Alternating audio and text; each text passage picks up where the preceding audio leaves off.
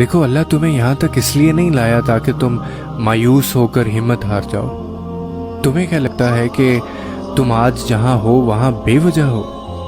تم خود یہاں تک نہیں پہنچے ہو بلکہ تمہیں یہاں تک لایا گیا ہے۔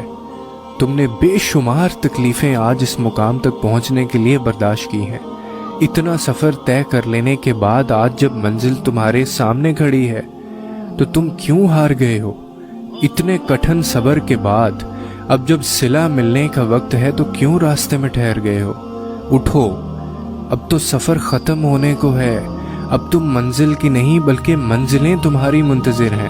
اب تمہیں معجزوں کا نہیں بلکہ معجزوں کو تمہارا انتظار ہے۔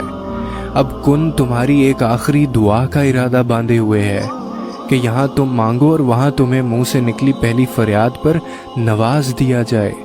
اب صبر کے زمانے گزر گئے ہیں، اب صلے ملنے کا وقت ہے۔ اب بات سسکنے کی نہیں رہی، اب قبولیت کا وقت ہے۔ اب مسافتیں ختم ہونے کو ہیں، اب آنسوؤں کے مسکراہٹوں میں بدلنے کا وقت ہے۔